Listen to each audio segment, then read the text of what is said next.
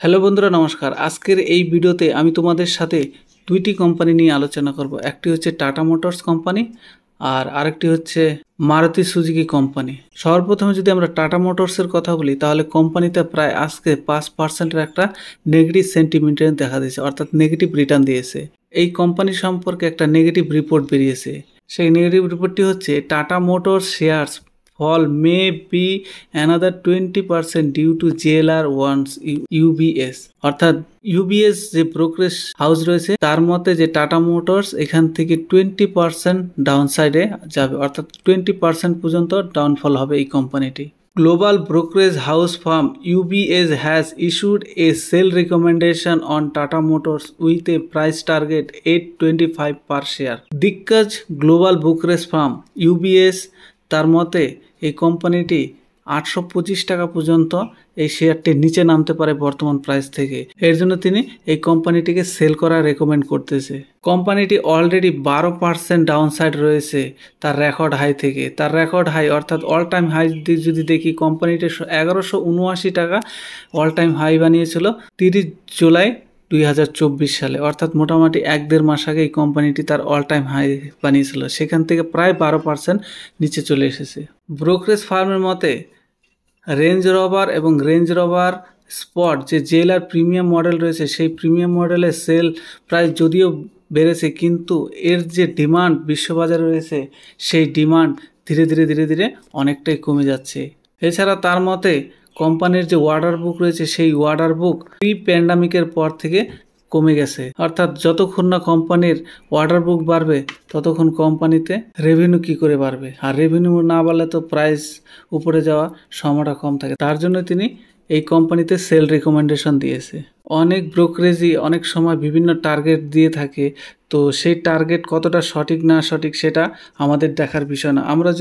তুমি যদি কোম্পানির বিজনেসকে ভরসা রাখো, তোমার যদি মনে হয় যে এই টাটা মোটরস আগামী সময়ে ভারতে একটা বড় ব্যবসা করবে, বিশেষ করে ইভি সেক্টরে, তাহলে তোমার এই কোম্পানিতে হোল্ড করা উচিত। আর যদি তোমার মনে হয় যে আগামী সময়ে এই কোম্পানিকে টক্কর দিতে পারে, যেরকম মারুতি সুজুকির মতো company, Mahindra and Mahindra company, বিভিন্ন কোম্পানি এখন ইভি সেক্টরে ঢুকে গেছে। বিশেষ করে 2 দিন আগেই আমরা দেখেছি যে মারুতি সুজুকি তার নতুন ইভি কার লঞ্চ করে দিয়েছে মার্কেটে।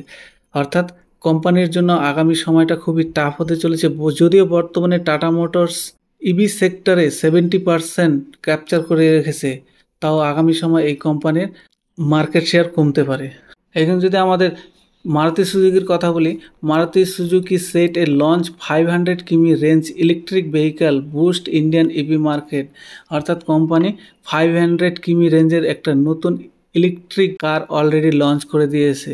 Maruti Suzuki is not just focus on India, শুধুমাত্র ইন্ডিয়ার মধ্যে ফোকাস করছে না। এই 500 কিলোমিটার রেঞ্জের ইভি কারটি তারা বিদেশেও এক্সপোর্ট করবে, বিশেষ করে জাপান এবং ইউরোপের বিভিন্ন কান্ট্রিতে, এবং তারা ধীরে ধীরে ইভি সেক্টরে লিডিং পজিশন নেওয়ার চেষ্টা করবে। তাহলে বুঝতেই পারছো মারুতির সাথে টাটা মোটরসের একটা ডাইরেক্ট কম্পিটিশন আসতে চলেছে ভবিষ্যতে। কিন্তু মারুতি কোম্পানির যদি আমরা পারফরমেন্স দেখি, মারুতি কোম্পানির পারফরমেন্স 1 মাসে কোনো রিটার্ন নেই, 6 মাসে 8%-এর কাছাকাছি রিটার্ন, 1 বছরে 16% রিটার্ন, 5 বছরে দেখি 90% রিটার্ন। অর্থাৎ কোম্পানিটি অ্যাভারেজ রিটার্ন দিয়ে যাচ্ছে। লার্জ ক্যাপ কোম্পানি হিসাবে ঠিকঠাকই আছে, মোটামুটি 100%-এর কাছাকাছি রিটার্ন দিয়েছে। কোম্পানি পি রেশিও 26 রয়েছে, মোটামুটি রেঞ্জের দিকেই রয়েছে। অর্থাৎ কোম্পানি যদি আগামী সময় আরও ইভি কার লঞ্চ করে, তাহলে এই কোম্পানির জন্য আরও একটা নতুন দুয়ার খুলে যাবে। অন্যদিকে যদি আমরা টাটা মোটরসের পারফরমেন্স দেখি, তাহলে দেখব কোম্পানিটি 1 মাসে 8% নেগেটিভ রিটার্ন, 6 মাসে যদি দেখি 6 মাসেও 3% নেগেটিভ রিটার্ন, 1 বছরে যদি দেখি কোম্পানি 55% রিটার্ন দিয়েছে। অর্থাৎ কোম্পানিটি অ্যাভারেজে একটা রিটার্ন দিয়ে যাচ্ছে। যদি 5 বছরে দেখি, তাহলে 5 বছরে কোম্পানিটা বাম্পার রিটার্ন দিয়েছে, মোটামুটি 650%-এর উপর একটা রিটার্ন দিয়েছে। এই রিটার্ন দেওয়ার পেছনে মেন কারণই ছিল এই কোম্পানিটি ইভি সেক্টরে একদম ফার্স্ট মুভার হিসাবে এসেছে, অর্থাৎ একদম প্রথম দিকেই কোম্পানি এন্ট্রি করে নিয়েছে। এর জন্য কোম্পানির কাছে 70%-এর কাছাকাছি মার্কেট শেয়ার রয়েছে ইভি সেক্টরে। তো এই কোম্পানিটি আগামী সময় কতটা এই মার্কেট শেয়ার ধরে রাখতে পারে সেটাই দেখার বিষয়। যদি কোম্পানির পি রেশিও দেখি মাত্র 8 রয়েছে, অর্থাৎ কোম্পানির কাছে এখনও অনেক পোটেনশিয়াল রয়েছে এই বিজনেসকে গ্রো করা এবং এই কোম্পানির শেয়ারকে আরও উপরে নিয়ে যাওয়ার জন্য। কোম্পানির যদি ফাইন্যান্সিয়াল রেজাল্টের কথা দেখি তাহলে দেখব June quarter financial 5.6% year on ইয়ারে রেভিনিউতে গ্রোথ করেছে। আর যদি নেট ইনকাম দেখি 73%-এর উপরে year on year net income করেছে।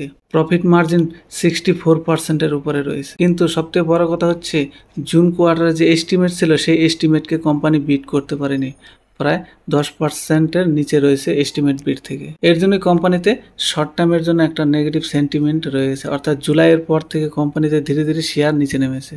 আগামী সময়ে যদি ইভি সেক্টরে বুম আসে তাহলে টাটা মোটরসের শেয়ার এখান থেকে কয়েক গুণ বাড়তে পারে, অর্থাৎ আজকে 985 টাকা দেখাচ্ছে, সেই 985 টাকা থেকে 9085 টাকা হতে পারে। তাই তোমরা যদি এই কোম্পানিতে ইনভেস্ট করো তাহলে অবশ্যই লং টার্মের জন্য ইনভেস্ট করা উচিত। শর্ট টার্মে এই কোম্পানিতে নাও রিটার্ন দিতে পারে, কেননা ইভি সেক্টরে বুম আসতে গেলে এখনও 4-5 বছর ইভেন 10 বছরও লাগতে পারে। তাই তোমরা যদি এই কোম্পানিতে ইনভেস্ট করতে চাও তাহলে নিজস্ব অ্যানালাইসিস করেই করো। এই ভিডিওটি কোনোভাবেই বাই রেকমেন্ড হিসেবে নিবে না। তো আশা করি ভিডিওটি তোমাদের ভালো লেগেছে। ভালো লাগলে অবশ্যই ভিডিওতে একটা লাইক দিয়ে চ্যানেলটি সাবস্ক্রাইব করে পাশে থাকা বেল আইকনটি প্রেস করে রেখো।